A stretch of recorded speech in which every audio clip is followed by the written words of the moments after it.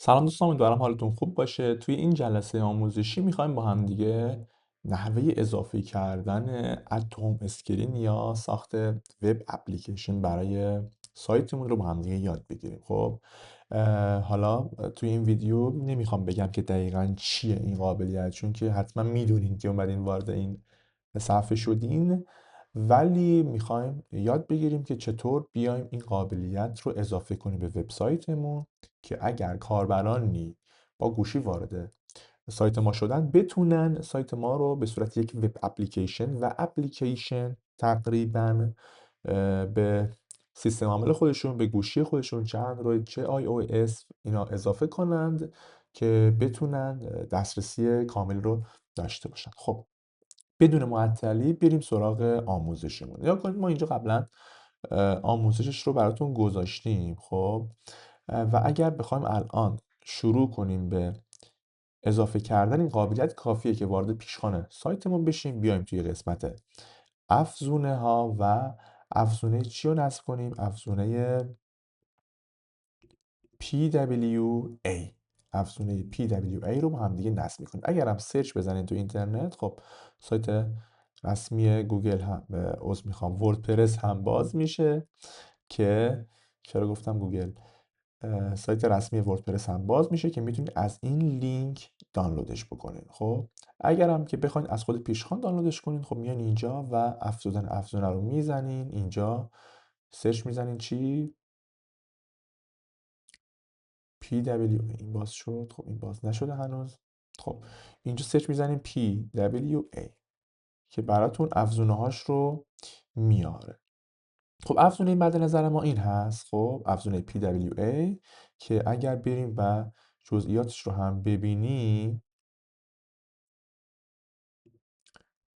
خب چرا وارد این صفحه میشه؟ اگر این جزئیاتش رو هم ببینیم، میبینیم که توضیحات رو داده، سوالات متداولی که هست که اینجا وجود داره و در نهایت هم میبینیم که نکته قابل توجهش این هست که گوگل هم توی ساخت این افزونه دست داشته. خب دیگه چیز خاصی نیست، درسته؟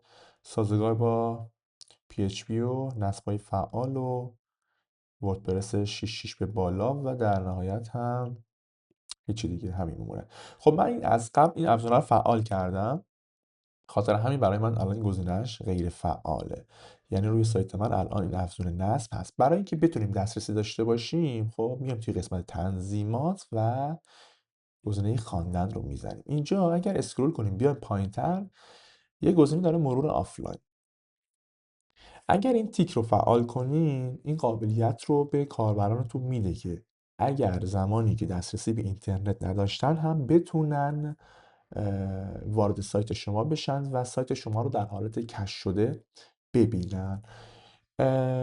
گزارش هایی شده که حالا طبق بررسی که من انجام دادم میگفتن که اگر این گزینه فعال باشه ممکنه یک سری تداخلات توی کش و اینا به وجود بیاره که من خودم چیزی رسما ندیدم، استفاده کردم و این مشکلات برای من به وجود نیومده.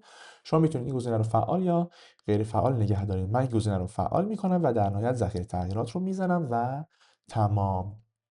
حالا اینکه چطور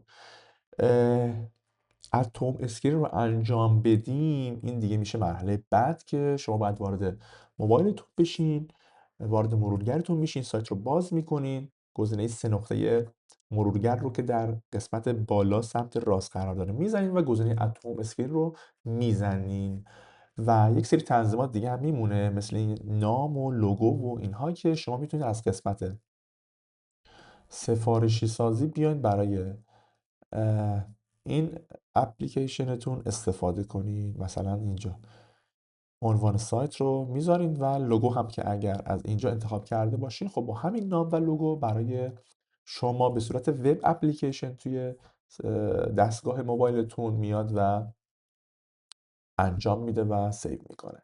این بود از آموزش ما، امیدوارم که براتون مفید بوده باشه. هر گونه سوالی داشتین در این خصوص میتونین زیر این ویدیو برام کامنت بذارین، میخونم و با همدیگه مشکلات رو حل میکنیم.